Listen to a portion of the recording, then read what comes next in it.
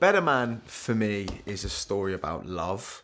It's a love story. It's a love of not boy meets girl, but someone accepting themselves and trying to love themselves for who they are and bettering themselves. Pardon the pun.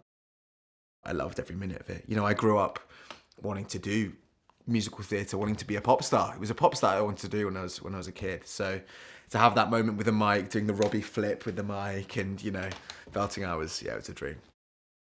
We were both leaving set and we just bumped into each other. We had 20 minutes outside and we were just talking like two guys, two regular Joes, talking about family and football and gym and the process and whatnot in Australia.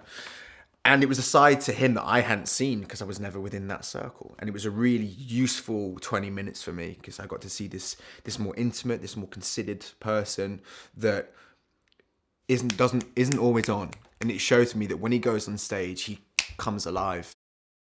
People, when I was telling them that I'd got this role, the first thing that they just prick up at is Michael Gracey, director of Greatest Showman. And he's such a collaborator. The scenes that we've done so far, he has his vision. He knows exactly what he's got a layout, he's got a plan, he's got almost a blueprint for all the scenes. But he's more than willing for you to riff and to play. And if I have an impulse, he's the first person to be like, follow it, let's see where it goes. And we've had some really magical moments from that. But to have someone who cares so much about a project only makes you and everyone else want to care about it more as well. I think the audience are really going to enjoy a performance in this. We're going to see a much more fragile side to Alison that we haven't seen in a long, long time. We know for Gavin Stacey for a big comedy role, whereas this is much more delicate.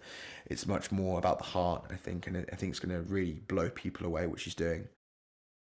It shows how big a thing this movie is because Steve's been working for 30, 40 years and he said he's never done anything like this, and so it was kind of refreshing and really comforting for me to hear someone with his esteem, someone with his experience to say how I was feeling.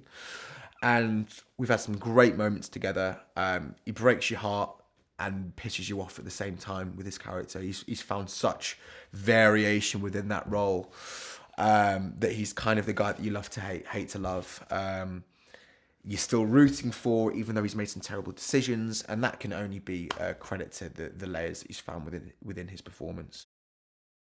I was doing some scenes with Kate, and I went over to watch the panel afterwards just to watch her close up, and she just brings such human emotion to her scenes. Nothing looks performed, nothing looks put on.